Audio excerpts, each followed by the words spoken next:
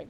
So as we get into our lesson, we're going to look at now, Paul has been talking about justification. Paul has been talking about being made right, and that all being done by God. And he is emphasizing not what is happening by the righteousness of man, but it is God's righteousness that makes man justified. Man could not do that on his own. Now Paul's going to use an example of someone that these people would be well aware of.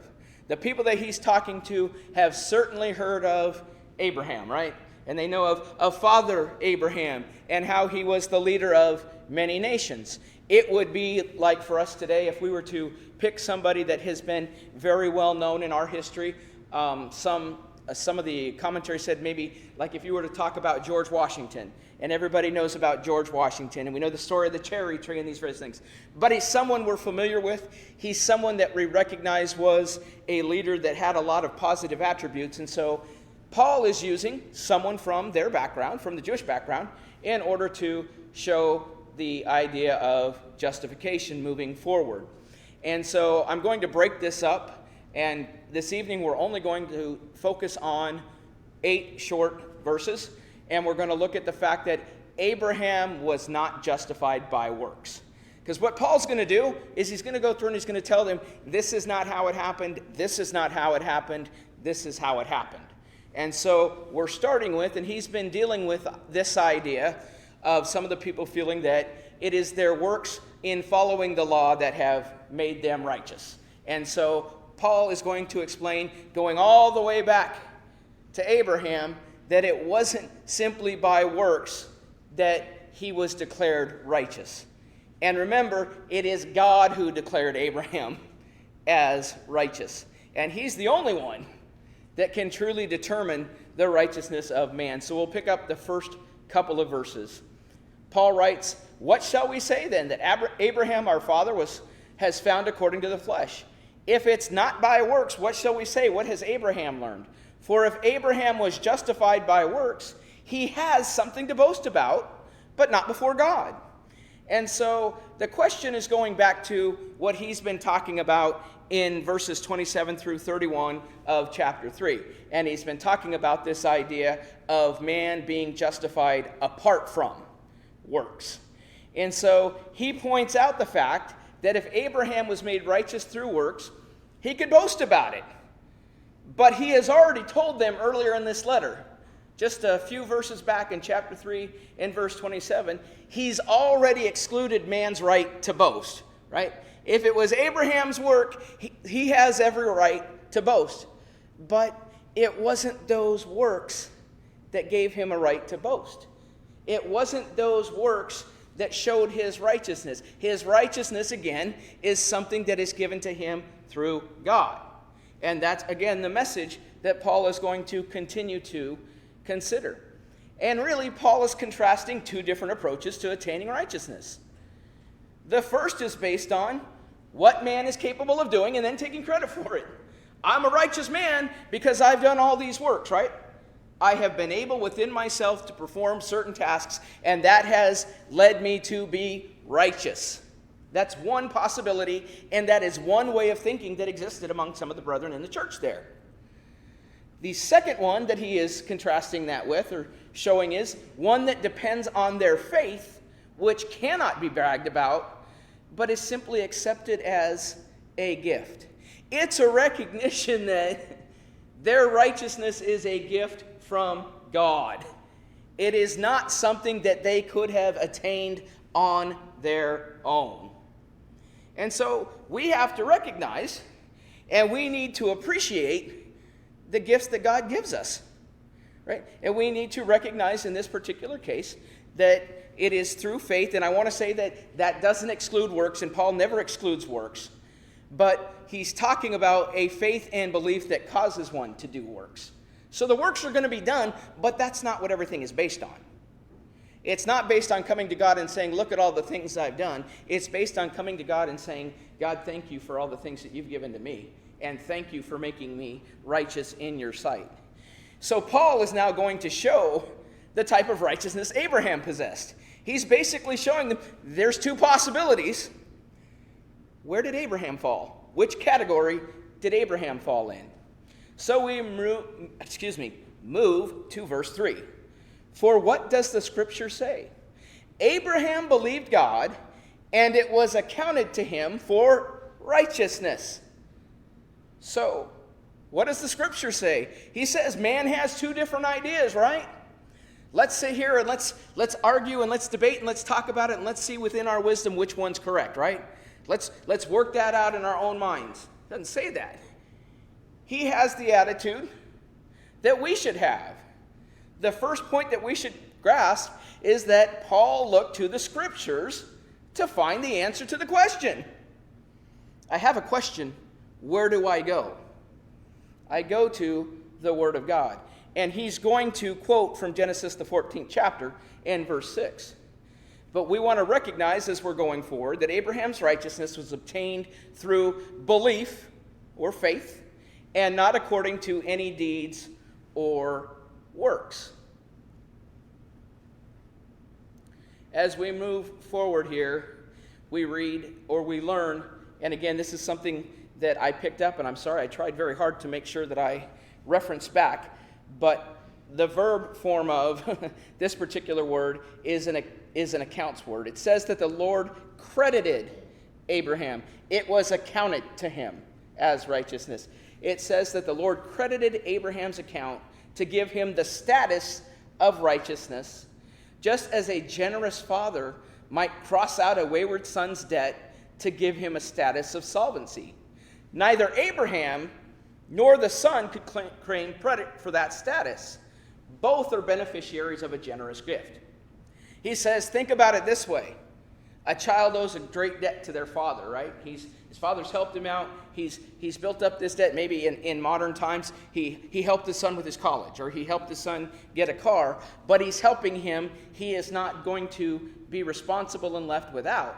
And so there is an agreement made that this person is going to pay back that loan. And now he's saying it's just as if the father decided to come to the son and say, son, your debt's wiped away. I've credited the entire balance on your account. He's using accounting terms. I have credited the entire balance on your account, and so you are now cleared. Your debt is cleared. In the case of what he's talking about here, God has said, yes, I have credited your account, and you are now clear and declared righteous. Right? And how is it that happened? Because Abraham believed in God, right? Because it says Abraham believed in God and it was accounted to him or credited to him as righteous. So he didn't have it accounted to him because of the works that he did, or it would say Abraham did all the works of the law and it was accounted to him righteous, right? Wouldn't that be what it says? It's not what it says. It says the righteousness comes from the faith that he possessed. And if we know and we understand the history of Abraham and what he has done, then we will also understand that what he did. God said to Abraham, get thee and thy kin and go, and I will show you a place. He doesn't even give them a destination before they start, right? He just says, get up and go. Can you imagine somebody coming to you today saying, pack up your family, get all your stuff, get in a car and go, and at some point I'll let you know where you should end up. That's what Abraham did. Why? Because he believed in God. And God said, you need to do something, and so he did it. But it's not the fact that he did it, it's the belief that allowed him to do it. That is why it's accounted as righteous. It's the belief that led him to, when God said, get up and go, and I'll show you where, he did that. And doesn't he act on faith on several occasions? Remember when his wife is past the age of childbearing?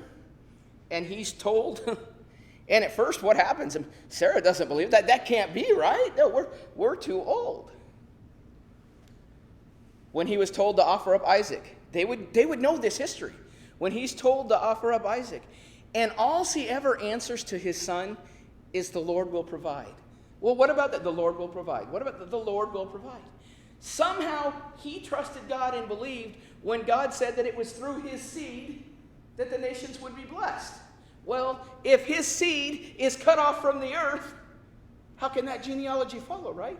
So somehow he knew, whatever it was, that God was going to do what needed to be done, and God would keep the promise that he made. And God's promise was, it will be through your seed that all these nations shall be blessed. That takes a lot of faith. Go and I'll let you know when. Take your child up and sacrifice him, yet your seed is still going to go on. And those would be hard things to hear. But Abraham trusted and had faith in God. Verse 4, now to him who works, the wages are not counted as grace, but as a debt. When you receive your paycheck at work for a job well done, you don't consider your boss has just given you a gift. Hey, thanks. A lot of times you feel like he didn't give you a good enough gift. I worked a lot harder than that. It's a situation where you have an agreement, but the agreement puts your boss in a debt. He says, I owe you this money. I'm not giving it to you. It's not just a gift, but this is something that you have earned and you have a right to. And it's that same idea. If that were the case, if that's how we approach God, if we said that it's because of our works, we are essentially taking power over God. And we're saying, God, you owe us, right? You owe us a debt. But that's not how it is. Because there is no debt, there's grace. But if it's by works, he's trying to explain, if it's by works, think about how it would be in regard to a business situation. Nothing we can do gives us this type of moral power over God. We are not in control. It's not like the way we have the ability, if the boss doesn't pay us, we have things we can do. We can go to the courts. We can do things to make sure that's taken care of. We can't do anything like that with God. Neither could Abraham, anything that he had done, cause God to owe him anything. God didn't owe him anything. There was no agreement that says God owes him something. He just says, go and I'll tell you where to go. He doesn't say, I'll give you something for doing it. He says, go and I'll tell you to go. And I'll tell you where. And so he got up and he went. In the verse-by-verse commentary online, a statement read was, debt and grace are polar opposite principles. If man can work for salvation, God is indebted to him. However, we can only accept grace by faith, not works.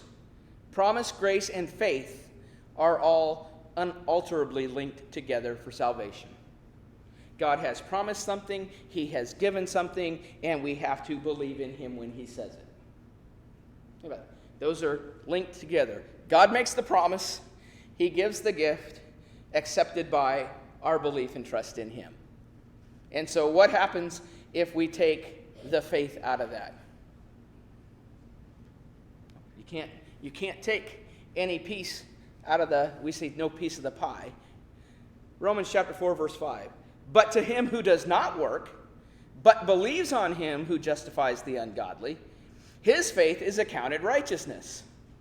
And some are going to look at that, and they're going to say, oh, to him, well, I don't have to work, right? I don't have to do anything. It says, to him who does not work, but believes, he justifies the ungodly. The message is not, don't go and do no work, and you'll be credited. And he understands that's not the message that he is giving us. And it's interesting to note, he does not say that God is justifying the godly, those who are righteous by their own merit, but that God justifies the ungodly.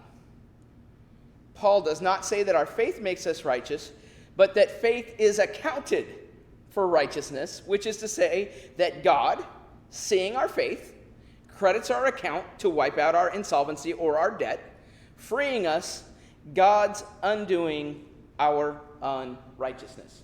And it's what? It is a gift that he is offering. And he offers it to who? Even to the ungodly, right? The gift is available. Is the gift of salvation available to sinners today? Absolutely it is. The gift is available. What's the expectation? You have to accept the gift, right? And if you're accepting a gift that is contingent on things, and people say, oh no, God's love has no contingencies. His love doesn't, he still loves. But salvation does have contingencies. There are things that you must do to receive salvation. That's a part of accepting the gift. Now, it's not those specific works or what causes you to be saved. But again, it's your faith in God that causes you to do what he asks you to do. Because you believe in him and you believe in his promises. So you're going to do what he says you should do. Again, I found this from the sermon writer. And as I say these things, it's important, especially when I'm being recorded, to make sure that I am not up here and people think that I am plagiarizing or anything. I do studies. I do take information from other places, just like you would if you were in a classroom and you wrote a thesis. As a matter of fact, one teacher told me that your thesis should be 85% of information that you have attained from other places and about 15% of what you know, because you only know about 15% of what's out there, right? And I can tell you, I don't know everything that God has, but I know how to study and I know how to look for it. And I don't get me wrong, I don't believe for a minute that any preacher that is directly quoting and may not reference or has forgotten, I don't believe they do it intentionally to plagiarize, and I don't believe they're wrong. But again, in recordings and things like that, I think it's best to be safe. I'm also not going to say that everything in sermonwriter.com I agree with, or everything in verse by verse. But when I find good factual truth, I don't care where it comes from if it's good factual truth. And so I want to kind of throw that out there. I'm sorry for getting offline or off track, but the idea is that of necessary but not sufficient. Our faith is necessary for salvation. We have to believe in order to receive salvation, but it's not sufficient to effect it. We can only be saved if God chooses to save us. You believe that? Our faith is necessary, but can't God say, well, I appreciate your faith, but I'm not going to save you? Could he do that? Does he have that power? Yep. It's necessary that we have it in order to receive his gift, but it's not sufficient to change what he is able to do. We can be saved only if God chooses to save us. God saves those who come acknowledging their need and trusting him who justifies the ungodly. Just talked about those who recognize that he provides justification for ungodly people. Why is that? Because he's already laid the groundwork that has said that all of us here in this congregation that I'm writing to were ungodly at one time. They were not justified. They were not righteous in the eyes of God at the time that he came to them. He allows for the ungodly to be justified if they are willing to act in faith and trust and do his will. If that weren't so, why would God have sent Jesus to die on the cross? If we could effect our own salvation by adherence to the law or by faith, why would we need a Savior? Why would we need someone else to suffer and die if I can do it myself without suffering? Right? So clearly, it has to be in God's decision and in his way. If we could earn salvation, the cross would be unnecessary. Does anybody believe that the sacrifice of God's Son was unnecessary? No. It was absolutely necessary. See, God in his grace gave us a gift to allow for something that we could never attain on our own. And what a gift. And again, I think in terms of dad. Every time I hear God giving up his son, and I think that was God's intent. Every time I hear him talk about God sacrificed his only son, I can't stop but stop and think about my 3 kids. And imagine intentionally sending any one of those 3 to go through the pain and torture and suffering that Jesus went through. And to do it for bad people. Right? I know that's God's intent, and so God tries to hit us in the heart, doesn't he? Gets at the heart. And that's where Paul is trying to direct his message to the brethren as well. He's trying to get at their heart. He's trying to get them to understand these ideas. And we need to recognize, imagine saying, if I could do it on my own, telling God, well, I don't need God, I can do it on my own. That's an idea. That's like a slap in the face to God, is what that is. God, I know you sent your son to die for me and let him do all that, but it really wasn't necessary. I would never want to stand across from God and say, your son's sacrifice wasn't needed. I could have done it on my own. But that's in essence what we're saying if we're saying we're capable of doing it by our works. Verses 6 through 8. He's now going to use an example of another man that lived a very righteous life. So verses 6 through 8, he says, just as David also describes the blessedness of the man to whom God imputes righteousness apart from works. You see, David recognizes that it's a blessing. It's a blessing. And it's something that is imputed. It is something that is given to. It is a gift that is given to one apart from works. And God is the only one who can do that. Blessed are those whose lawless deeds are forgiven and whose sins are covered. Blessed is the man to whom the Lord shall not impute sin. Because it's one or the other, right? God's going to either impute sin, which leads to death and destruction, or he's going to impute righteousness.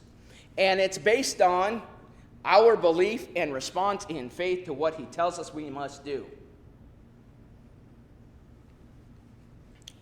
David Gudzik said, just as David also describes, King David of the Old Testament knew what it was like to be a guilty sinner. We all think of David and we think of, David and Goliath comes to mind. But the thing that comes to mind for most people, if you were to ask about what do you really know about David, the first thing that we would think about is probably he's described as a man after God's own heart. Okay? This is the same David who went on a rooftop and watched inappropriately a woman somewhere else and decided that he wanted that woman, so he had that woman's husband killed so that he could take her. David was ungodly. David was ungodly. And he was thankful for the fact that God imputes righteousness. He was thankful for the fact that even going to that extent, if you're truly repentant, you can truly be forgiven. But there's only one way, and there's only one who can do that, and that's following God and through God. He knew the seriousness of sin and how good it is to be truly forgiven. He knew the blessedness of the man to whom God imputes righteousness, again, and he's hitting it at them again, apart from works. If David were judged on works alone, we just talked about what he's like. The righteous God must condemn him, right? A righteous judge, if it's all about just what you've done in your life, clearly he's guilty, right? David's guilty. And he's guilty of death and destruction. Paul is saying that's true of man today too, right? We're guilty of death and destruction, but blessed are those who accept God's declaration of being righteous. Blessed are those who are willing to do the things that allow for God to wipe the account away, right? That's what he's been talking about. If David was judged on works alone, the righteous God must condemn him. Nevertheless, he knew by experience that blessed are those whose lawless deeds are forgiven. Very quickly, I just want to cover what the idea of blessed is. Okay, so he's describing some man, but what does that mean? What does blessed mean? What is this man? Because there are different definitions of what blessed is, and we kind of have to look at what does it mean to say he's blessed. He's quoting again, let's remind ourselves, he's quoting from Psalm 32, verses 1 and 2. So he's going back to what he understands from the Word of God. And this idea is not of the one who is justified through works, but of the one who is cleansed through, he uses the term imputation, or that it's imputed upon. This is centered on what God places upon us, the righteousness of Jesus, and not on what we do for God. No sinner, try as hard as he might, can possibly carry his own sins away and come back cleansed of guilt. No amount of money, no science, no inventive skill, no armies of millions, nor any other earthly power can carry away from the sinner one little sin and its guilt. Once it's committed, every sin and its guilt cling to the sinner as close as does his own shadow. Cling to all eternity unless God carries them away. Not unless I push them off and say, I can get rid of these. But God carries those sins away. And the idea of blessed is to be, I like it when they do this. Blessed is supremely blessed. Well, okay, that kind of doesn't help us because we don't know the root word. But by extension, it means fortunate. So fortunate is the man, right? And don't you think it's pretty fortunate that your sin is taken away? Say it's absolutely fortunate. Another term is well off. Well, certainly we weren't in a good shape. Now we're well off, right? Somebody takes your debt away from you. You say, well, I'm well off now. I'm well off now because I don't owe a debt. That's another idea behind it. And the other is happy. The other term for blessed is happy. And so happy is the man. Why is he happy? Because he knows where he should be, but where God has put him. You catch that? He knows I know where I should be, but God has put me over here. I deserve X. God's going to give me Y if I do his will. And I'm happy. I'm happy that I have an opportunity to avoid hell, death, and destruction, and an opportunity for heaven and a glorious time with God. That is really all I wanted to share with you this afternoon. Again, 8 verses. Seems like you should be able to fly through 8 verses, and maybe you just have a wordy preacher, and maybe I need to work on that. But the truth is, there's a lot. There's a lot in what Paul had to say. And there are times when it's nice to just kind of read and do it for an overview. And there are times that we really need to dig in and say, what's the message here? What do I really need to get out of it? So I hope that this is being beneficial to you. Lord willing, next week we're gonna pick up, and we're gonna pick up at verse 9 if you want to study ahead of time. Again, clearly this is going to run for quite a period of time. I will try to interject other lessons in as we go along and take some time away. If this is something that we want to get away from, then certainly let me know, because I want to do what's best for the congregation. But my thought process is that we will try to continue to work through this letter that Paul has written. And we know that it was specifically written to the Roman church, but if it's put here in the Holy Scriptures, it's something that we need to read and apply as well. It may have been written to someone else, but it applies to me. Right? I have to figure out how it applies. Has God imputed unto you righteousness? If you haven't been buried in the waters of baptism, if you haven't followed his plan, if you haven't confessed his Son, that Jesus is the Son of God, if you haven't gone through those steps and done those things, you have not yet been declared righteous.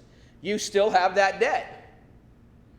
But today, you can be blessed. Today, you can be fortunate. Today, you can be well off. Today, you can find true happiness. Today, you can accept his will and be buried in the waters and become his child. And just like any parent, God takes care of his children.